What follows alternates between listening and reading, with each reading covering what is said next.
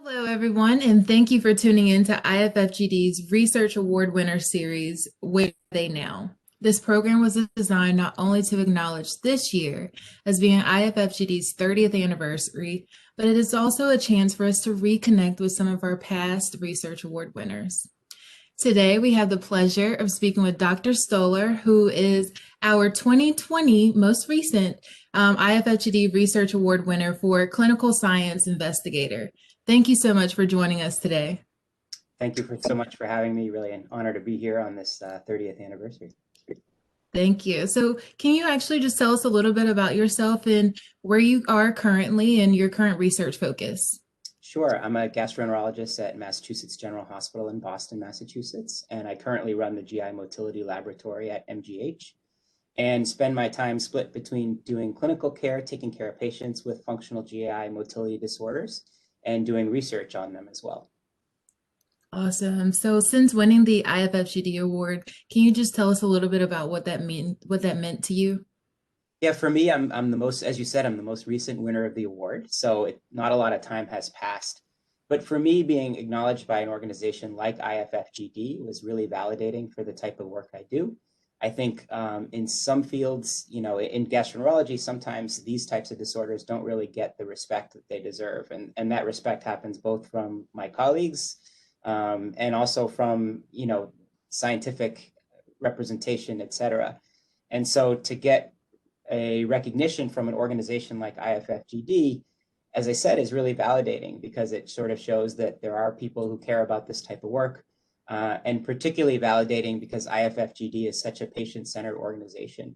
And so these are the patients that we're really trying desperately to help, to try and desperately to learn more about.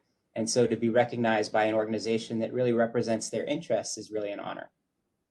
Yeah, and it's like what you said, it's just we're really trying to understand these conditions just a little bit more into detail and how they actually impact the quality of life of some of the patients.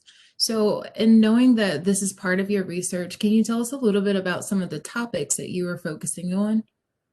Sure. I think right now my research is really focused on three different areas. I've received and been fortunate to receive NIH or National Institutes of Health funding looking at fecal incontinence in postmenopausal women particularly. And that's really looking at dietary and lifestyle factors that influence the onset of fecal incontinence, right? So the likelihood that you're going to get it or not, but also what you do once you get the fecal incontinence. What are things that you can do to change your diet and lifestyle to potentially decrease the amount, the frequency of incontinence you have and the likelihood of having it? And really, this is taking a lens through kind of a microbial look. So everyone is talking about the gut microbiome right now. And that's specifically what we're doing is we're looking at how do dietary and lifestyle factors specifically affect the microbiome, the products that the microbiome produce, and how does that translate into fecal incontinence, both the way you sense, the way things move, all of those things can actually be modulated through the microbiome. And so that's really one of my primary research foci right now. A secondary research focus for me is looking at the effect of eating disorders on functional GI diseases. We do see many patients in my practice where they've had a past history of disordered eating. And now, despite that past history and being in recovery, they continue to experience symptoms and side effects from that. And I think traditionally, some of these patients have been dismissed to say, well, you sort of still have disordered eating, that's your problem. But in reality, what we believe is that there actually are some fundamental changes that happen in the body, independent of recovery from the eating disorder, that really need a special focus. And so we're looking more into the epidemiology of that through some cohorts that have been following people through their lives. And we're also looking at our own eating disorder patients and learning more about them from a microbial physiologic side as well. And then the last piece of research focus I would say that we're working on is really learning how patients describe their symptoms with functional GI diseases. And, I think we really sort of say that patients with functional GI diseases are probably wired different, right? There's a different type of wiring, there's a different type of sensation.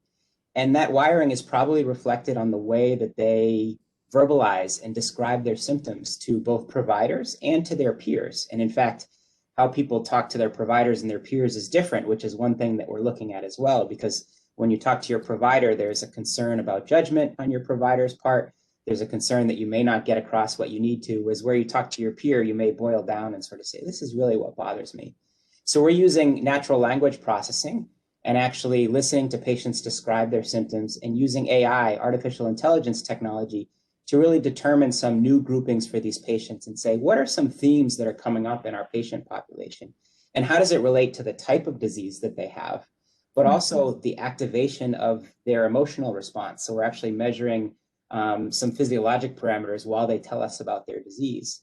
And that way we can really come up with other ways of looking at these patients, right? They're not only IBS patients, but there's really a great texture of IBS patients, and there's much more that we can learn about them.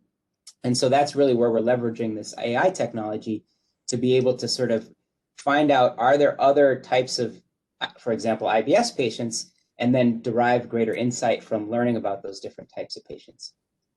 Yeah, and like you said, in specifically the IBS patients, obviously it appears differently in many different patients.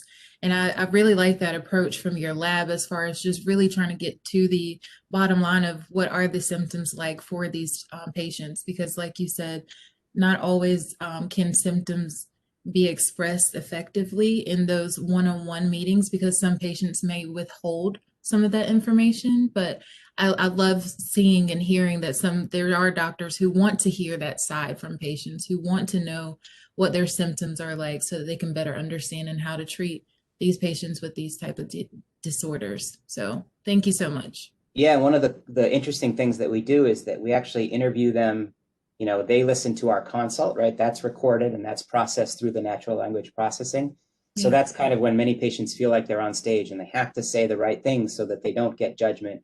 They've seen other providers before and they don't want to be judged that this is in your head and that type of thing. So there's a certain pressure on that for our patients. So what we also do is we have one of our research coordinators interview them in a semi-structured interview. And the idea is that these research coordinators are often young people, many times will be what the equivalent would be their peers. And the idea is that they may actually express their symptoms differently to them than they would to me. I like to think that I'm non-biased and I don't provide that judgment when I talk to my patients. But in reality, you know, by virtue of wearing the white coat, et cetera, there's a certain struggle that some patients have articulating how much these symptoms affect their lives and also what's going on with their symptoms. So by capturing a separate piece about this, we can really learn much more because they may speak differently to someone that they consider their peer rather than their physician. Yeah, that's awesome. And I think, a great way to really get down and understanding these conditions and how they impact the patient population. So, what would you consider being some of your biggest research studies and why? I think if we look at sort of impact and sort of pushing some of the direction of my own career, some of the work that I've done in large databases, really looking longitudinally in cohorts about risk factors for fecal incontinence has really been pushing it, looking to say that, for example, increased amounts of fiber intake can be preventative for the development of fecal incontinence. Also looking to say that there are hormonal factors. You know, women's health has been a passion of mine, and looking to say that actually exogenous hormones like menopausal hormone therapy has potentially affected people in a bad way when it comes to incontinence. And also looking at dietary, exercise, lifestyle factors there. I think one thing that's been really exciting for me is to some of our research that's shown the connection between functional GI disorders and eating disorders. And although that research has thus far been less impactful in traditional measurements, I think it's been exciting because it's always been something that I have felt when I've been talking to patients. It's sort of, you know, this is, I think all physicians have a gestalt of what they think is going on that doesn't necessarily fit what the literature shows. It doesn't fit what the guidelines show. And then to be able to actually demonstrate that that actually exists with rigorous research, with rigorous analysis, is so exciting because it opens up a possibility to say, okay, this wasn't just a figment of your imagination. This is something that there's a piece there, a little string that we can continue to pull, and we can really learn a lot more about that population and hopefully give insights into other populations as well. Yeah, I love that. And what would you like to understand more about some of these patient populations, and what do you hope that your research studies can help you gain from them? You know, I think in general for functional GI diseases, motility disorders, disorders of brain-gut interaction, however you call them, I think there's a real sensory aspect, right? That how you perceive what's going on in your body can malfunction too. And that can be due to a variety of causes. It can be to neurologic conditions, autoimmune conditions, early history, trauma, things that people have gone through. And I think often we tend to focus more on the motility or the motor stuff because all of us kind of intuitively get, doesn't move from point A to point B. The sensory stuff, though, in reality is a bit more exciting because it really kind of explains this biopsychosocial model, right? There's a biologic thing, right? There's a dysmotility. There's probably an abnormality in sensation. But how do we explain to patients and how do we treat them better when we know these conditions are modulated or changed by what's going on in their psychosocial world? And for so many years, until really the work of the Rome Foundation and folks like IFFGD, when you said, well, my symptoms are worse when I'm under stress, that was really dismissed as something that was in your head. And now we understand it's really much more complex than that, that of course, psychosocial things affect the way you perceive what's going on in your body. Now we need to really scientifically prove it, show that pathophysiology, that connection that stress actually can change the way your gut responds and vice versa. To me, those are kind of the exciting things moving forward in the field. Yeah, I agree. I agree with you 100% that that is definitely the most exciting part that I've heard from a lot of researchers as well. Just what is the connection between the two? And I think that that's really the hope for the future, and better understanding how exactly can our environment affect our symptoms. And that seems really cool. So, since winning the IFFGD award in 2020, what other or what awards have you received prior to or after? I have to think about timeline, but I think one of my biggest accomplishments, aside from the IFFGD award, was getting funded for a K-23 award from the National Institutes of Health. And this is really kind of a stepping stone for a funded research career. And so to have 5 years of that protected time and really a mentored research award type environment sort of, I think, helps to recognize some of the work that I've done in the past, but also has a structured environment for me to think about learning new skills that I can now apply to this patient population. So one of the great things about these types of awards is that not only is it an award to specifically fund research, but it's an award to specifically fund your career development as a researcher. And that means acquiring new skills, for example, the analysis of the microbiome, some additional epidemiologic analysis skills that really can help take some of this research that I've done and go hopefully from the association, sort of saying that one thing is associated with another, to then go to start to think about things like causation and mechanism, right? What causes this? What are the means? How did this actually happen? And I think it's really exciting to have that award in combination with the patient-centered award, the IFFGD award, and to look back at the list of winners of that IFFGD award is really an amazing look back at many of the leaders in our field currently. So it's exciting to be part of that club. Well, we are so excited just to see even more research come out of your lab. And it's kind of what you said too, just research is a very it's a hard, especially in GI disorders, it's a hard area to get funding for. So once you do receive that funding and like what you're saying, you're able to kind of dig a little bit deeper into what's causing these disorders. I feel like that's where the hope really comes from. We learn about the associations, and the next step would be causes. And would you say that after causes is how you find treatment options as well?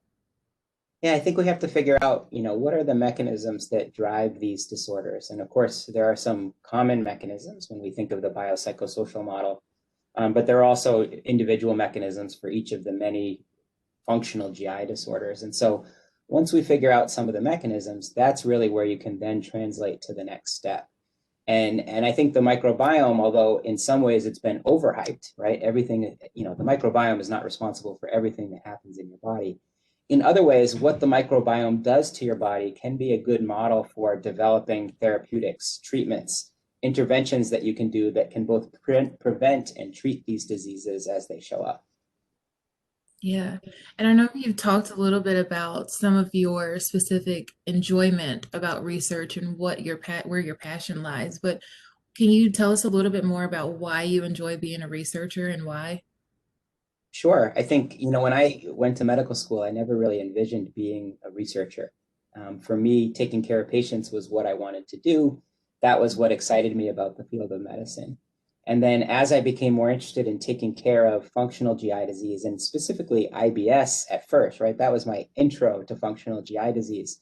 It was to say, there's so much that we've learned, but there's still a stigma, number one, associated with having IBS because it's because we don't recognize or understand completely its mechanism. I think our tendency in the medical community is sometimes dismiss things we don't understand.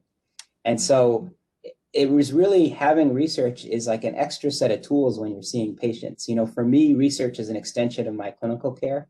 I'm a clinician first in the sense that that's really what gives me ideas for research and makes me really excited about research. And then the research really grows from there. And so what research does is, when you're seeing a patient who has really refractory or symptoms that are difficult to treat, and you can start to get your hope starts to fade, when you go over into your research world, one, you can envision that patient to say, this is why we need to do this type of research. And I think two, it just sort of gives you hope to give to your patient to say, hey, I have no idea what's going on with you. I believe you that it's happening. These are the kind of things that we're doing to investigate those things. So it's bidirectional, right? Not only is your patient inspiring you and giving you ideas about research, but also you can come back to your patient and say, these are the types of studies that we're doing. And I think there's probably a therapeutic value for patients hearing that not only is their disease legitimate, that hopefully you do when you come to see us, but also it's so legitimate that we actually are doing research into figuring out the mechanism so that we can better describe it. So that when you come to see me or someone like you comes to see me in 5, 10, 15, 20 years, right, there are things that have come out of it that have changed the way we define these, and really can kind of give better treatment and better understanding for our patients who suffer so much. Yeah, I love that. And what you're saying about being a clinician and being a researcher, that is definitely a way to kind of be able to answer some of the questions that your patient comes into your office with and just say, we don't have the answer right now, but these are being done and we will have the answer in the future. I think that's very impactful and that's a very touching moment to hear from you. And I'm a clinical researcher, so I always say that clinical researchers in some ways, have a little bit less imagination than the basic science researchers, right? The basic science researchers really have to take a couple of steps to really understand how what they're working on goes into a patient and gets put into practice in patient practice. But for me, my patients are constant sources of ideas, right? They always are sort of stimulating me to think potentially differently than I did before. And that opens up new ideas. And they often, will push me and I'll sort of test a hypothesis and say, well, what do you think about this? And they'll say, well, that's absolutely wrong. And that doesn't make any sense. And so, it's kind of this real-time feedback between some of the clinical research that we're doing and some of the patients that kind of helps us to modify and perfect our research and make sure that we're really asking the right questions that are relevant to our patients. Yeah, and speaking of asking the right questions that are relevant to the patient community, what would you say might be some of the gap needs within research right now for GI disorders? And how do you foresee some of the research coming out of your lab to help fulfill some of these gap needs? I think, as I mentioned before, one of the things that is really there is sort of understanding the sensory aspect of GI disorders and this idea that there is a motor perspective and there's a sensory perspective. So really understanding the science for that. I think specifically I think about functional GI disease, which of course is my biggest interest, there's a difficulty with endpoints, right? How do we define the disease? We go by a set of criteria, but we don't yet go by biomarkers. It's very difficult for us to sort of definitively make a diagnosis, even though Rome has really taught us that you can definitively make a diagnosis when it comes to IBS. But I still think that in order to legitimize our field further and really legitimize our patients' complaints and concerns, we need to have better objective ways of measuring these different diseases. And, could that be potentially through AI, as I talked about in some of my earlier work? Can it be through some microbial biomarkers? That's really where the gap lies, is that, finding, what are ways that we can better define this illness group? Because in many ways, IBS patients are more alike than they are different, but those differences that they have, for example, are fascinating, and there's something that we can learn about them from the differences that they do have. Yeah, I agree. And I think that just thinking of some of the research studies that are coming from your lab, we are very excited for the future and to just kind of see what we can better understand about GI disorders based off some of these studies that you have talked about even today. So thank you so much for providing us with your time. And thank you to everyone who has listened to IFFGD's Research Award Winner series, Where Are They Now? Where today we've had the extreme pleasure of catching up with Dr. Stoller, who has really explained to us his journey in research and what he hopes to see in the future. So thank you again. And thank you to IFFGD sincerely for the support and for the work that you do on behalf of my patients.